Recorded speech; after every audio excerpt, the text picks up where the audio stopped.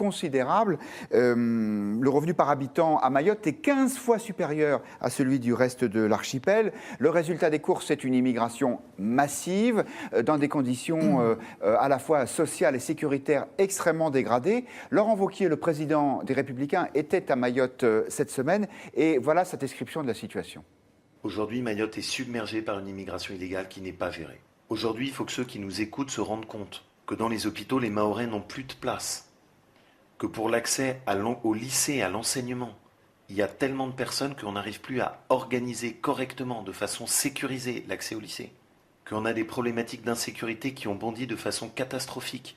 On ne peut plus continuer à accueillir à Mayotte autant de personnes qui viennent de l'ensemble des Comores et de toutes les îles qui sont autour. Et le devoir de la République française, c'est d'abord de s'occuper des siens. Guillaume Bernard, selon certaines estimations, jusqu'à 40% de la population de Mayotte serait liée à l'immigration clandestine. Est-ce que vous y voyez une forme d'exemple absolu d'une immigration non maîtrisée, avec tout ce que ça peut avoir comme conséquence ? Je ne suis pas sûr quand même que toutes les frontières sont aussi poreuses que celles de Mayotte, mais enfin, en l'occurrence, Mayotte, c'est, semble-t-il, quand même le marchepied qui permet à un certain nombre d'immigrés clandestins de rentrer dans un département français et à partir de ce département français d'accéder à l'espace Schengen. Donc par conséquent, oui, incontestablement, la situation de Mayotte est extrêmement compliquée et vous ne l'avez pas mis dans l'extrait, mais Laurent Wauquiez a évoqué un autre souci, c'est qu'évidemment, il y a la question, je dirais, du droit du sol qui fait que la naissance sur le territoire français transforme d'une certaine manière un certain nombre de personnes parce qu'ils ont un enfant qui naît sur le territoire français, les transforme de manière, en personnes inexpulsables. Donc par conséquent, c'est vrai que les proportions à Mayotte, et évidemment lorsque on a un caractère insulaire, les choses sont beaucoup plus visibles et lorsque le territoire est petit, c'est beaucoup plus visible, mais il est bien évident que là, on a un cas d'espèce. Ce n'est pas un principe, mais c'est un cas d'espèce qui soulève un certain nombre de problèmes liés à l'immigration clandestine qui pose évidemment des soucis à la fois pour l'ordre public et puis évidemment pour l'enjeu identitaire qui, qu'on le veuille ou non, est une question centrale, je dirais. On le voit bien avec les élections de différents pays. Quand même, là. Voilà. L'enjeu identitaire, vous savez que c'est quand même les mêmes populations aux Comores et à Mayotte. Il faut être de la population. Je ne vois pas où l'identité profonde, etc., par exemple religieuse, etc., qu'il y a une différence entre la population de Mayotte et celle des voisins. Les communautés sont majoritairement musulmanes. Parce que Mayotte est un marchepied pour ensuite le territoire métropolitain. Au moment où on a fait, où il y a eu le référendum d'indépendance des Comores, un certain nombre de partisans de la France ont obtenu du gouvernement de l'époque de détacher une île d'un pays qui était à peu près unifié, qui s'appelait les Comores. C'était en 1976. Voilà, c'était en 1976. C'était l'époque où on avait encore des barbouzes qui se promenaient en Afrique. Il me semble qu'il y avait des commandos qui se promenaient, etc. Des coups d'État. Je vous dis que Mayotte sert de marchepied. Pour parler un peu sérieusement, je pense qu'on ne comprend. Alors pour le coup, on ne comprend la situation. Vous avez parlé de cas d'espèce. Moi, je pense surtout que c'est un cas particulier dans lequel, hélas, l'histoire pèse d'un grand moment, pèse vraiment. C'est-à-dire la manière dont on a fait la décolonisation des Comores se retrouve maintenant, on se retrouve avec ce problème-là, parce qu'effectivement, il y a eu une pression démographique qui n'existait pas en 1976, en tout cas pas à ce niveau-là, mais effectivement, on est au milieu de l'océan Indien. Qui n'existait pas avant que Mayotte devienne le 101e département. Voilà. Donc ça vous dit bien que le fait que ça soit la territoire de la République, à Marianne, nous avons été bien un appel d'air. Nous avons été un des rares journaux à avoir averti qu'on faisait une énorme bêtise en faisant de ce territoire d'outre-mer un département d'outre-mer.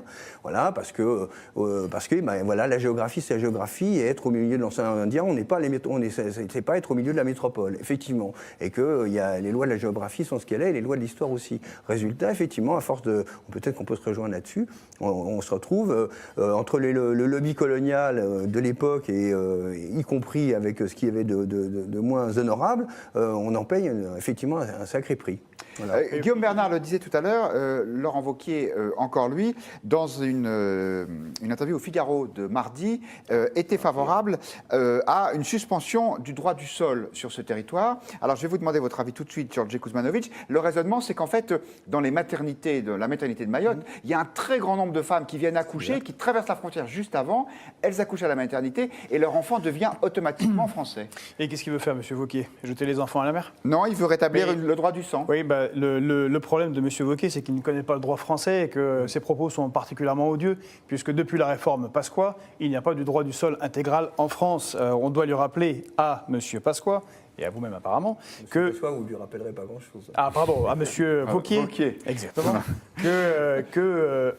Il faut être né sur le territoire national et il faut avoir vécu au moins 5 ans de manière continue, entre 11 ans et 18 ans, pour le devenir à 18 ans. Donc on est très très loin de la réalité, enfin de ce que... C'est ça la réalité, ce que dit M. Wauquiez n'est pas la vérité, c'est inadmissible. Et puis M. Wauquiez, si je me souviens bien, a été aussi ministre.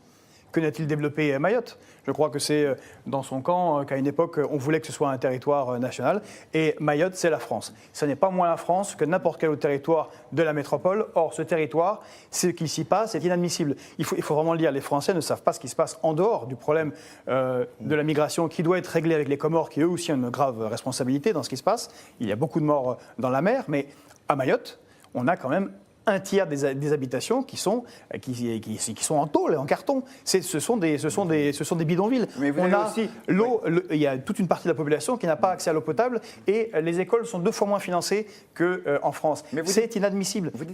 C'est parfaitement inadmissible. Enfin, il s'avère qu'il y a quand même une population étrangère qui veut y accéder quand même. Pour quelle raison? Et un transfert. Juste pour ajouter un élément au dossier, si vous permettez, M. Kuzmanovic, je vous redonne la parole juste après. En plus, vous dites que l'État ne fait pas suffisamment pour le développement de Mayotte, mais il y a quand même des transferts sociaux massifs et hormis les allocations, il n'y a pas beaucoup de revenus qui sont suscités à Mayotte. Donc cette île ne vit que par l'argent qui arrive de Paris, pour faire court. Il faut se rendre compte de l'avantage considérable que Mayotte représente aussi pour la France. Il faut rappeler quand même que la France est la 2e puissance maritime au monde. On a la 2e plus grande surface maritime au monde, entre autres, grâce à des territoires comme Mayotte, où cela veut dire de la pêche supplémentaire, ça veut dire des ressources maritimes, ça veut dire de la biodiversité qui peut servir à un tas de choses dans l'avenir, et c'est à valoriser. Et il faut valoriser ce territoire. Je rappelle que dans le cadre de cette crise, qui quand même dure depuis 3 semaines, c'est une grève générale, il y a 20 000 personnes qui manifestent, encore récemment, tous les élus de Mayotte, donc des élus français, ont demandé 1,8 milliard d'aides pour arriver un peu au niveau de ce qui se fait en France en termes de santé publique, d'infrastructures, d'écoles. Et 1,8 milliard, comme l'a rappelé M. Mélenchon à l'Assemblée nationale, c'est à peine la moitié de l'ISF qui a été retiré, c'est-à-dire pas grand-chose. Alors, ce qui est vrai, c'est que tous les parlementaires français ne sont pas pleinement au courant de ce dossier. Je vous propose d'écouter, par exemple, Claire Aupetit. Elle est députée de l'Eure, où on l'a interrogée sur France Info. Et alors, l'Eure, c'est en Normandie, donc c'est vrai qu'on est un petit peu loin. Et elle n'avait pas une idée très, très, très concrète de ce qui pouvait se passer. Regardez. Qu'est-ce qui se passe à Mayotte en ce moment? Oui, non. Qu'est-ce qui se passe à Mayotte? 3e semaine de grève générale contre l'insécurité. Mayotte est une ville extrêmement Vous particulière. n'êtes pas au courant qu'il y a une manifestation, enfin plusieurs manifestations, des barrages routiers? Je suis désolée, mais non, je n'ai pas eu Écoutez, cette information. Vous voyez, je travaille 3e semaine sur de mes grève dossiers. Eh bien, écoutez, au moins, Claire Aupetit, elle n'est pas langue de bois. Quand elle ne sait pas, elle dit « je ne sais pas ». Benjamin Grange. Eh bien, écoutez, même si Mayotte est loin de la métropole, les Français s'en préoccupent. C'est presque 44 000 conversations dans la semaine qui agitent les Français sur Mayotte.